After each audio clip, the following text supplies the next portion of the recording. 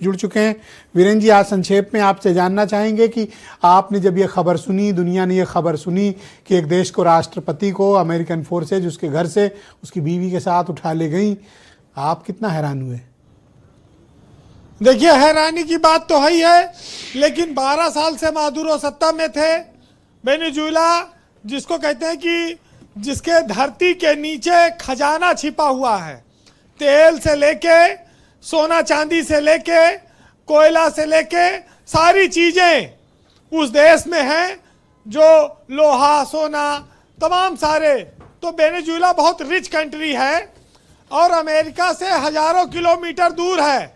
उसके बावजूद वहां के राष्ट्रपति को गिरफ्तार कर लिया और ये बात आई है कि वहां पर पहले से अमेरिकी फोर्सेस काम कर रही थी, जिन्होंने गिरफ्तारी को आसान बनाया है, अन्यथा इतनी आसानी से गिरफ्तारी नहीं हो सकती थी। लेकिन जो एक देश भयंकर कुप्रबंधन के दौर से गुजर रहा हो, जीडीपी गिर गई हो, जहां 1 दर्जन अंडा खरीदने के लिए एक झोला नोट लेके जाना पड़ता हो, वो भी नोट गिन के नहीं दिया जाता है, बताते तराजू में सामान के बराबर तौल के दिया जाता है। उस देश में जनता अपने राष्ट्रपति पर कितना विश्वास रखेगी? इस कार्रवाई को आप उस देश के जनमानस के जनमत के हिसाब से भी देखा जाना चाहिए कि उस देश का जनमत क्या चाह रहा था और इस कार्रवाई को वो क्या ठहराता है। जिस देश में खाली तेल करोड़ों अरबों रुपए आते हो और हर चीज विदेश से खरीदी जाती, खेती बाड़ी फैक्ट्री सुई से लेके हर चीज बाहर से खरीद रहे, तेल बिकना बंद हो गया, मर गए। वहां पर अमेरिका ने इतना प्रतिबंध लगा दिया कि तेल लोग खरीदने बंद कर दिए।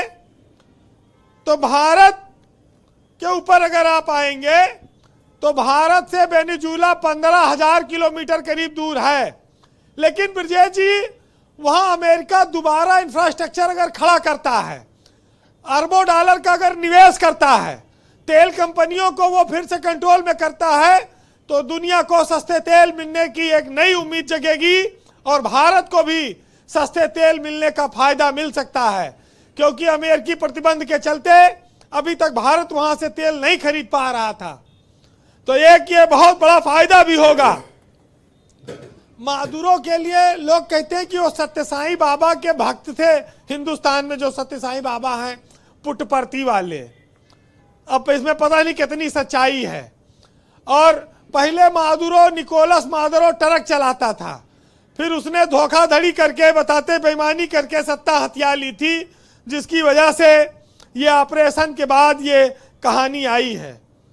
ब्रजेश जी, जो देश दुनिया के चुप हैं उनके बारे में एक राय आ जाई है कि चीन जो है वो ताइवान को ले ले और रूस यूक्रेन को ले ले और अमेरिका वेनेजुएला को ले ले, कोई किसी के लेने कुछ न बोले, सब अपन अपन काम बना ले। अरे हम भी ले ले पाकिस्तान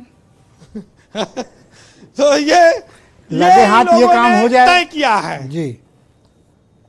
वैसे देखिए, अब तो हम लोग शायद फिर उसी आदम युग की ओर बढ़ रहे हैं, क्या है ईश्वर जाने। लेकिन जिस देश में गुंडागर्दी का तानाशाही का उपचार नहीं होगा, उस देश में ऐसी घटनाओं पर अफसोस क्या करना। फिलहाल जी कंक्लूड करें जी। साहिर लुधियानवी ने जुल्म के खिलाफ 4 लाइन लिखी है, आप सुनिएगा कि जुल्म फिर जुल्म है, बढ़ता है तो मिट जाता है, और खूब खून फिर खून है, टपकेगा तो जम जाएगा। हम अब्र चाहते हैं मगर जुल्म के खिलाफ, गर जंग लाजिम है तो जंग होनी चाहिए।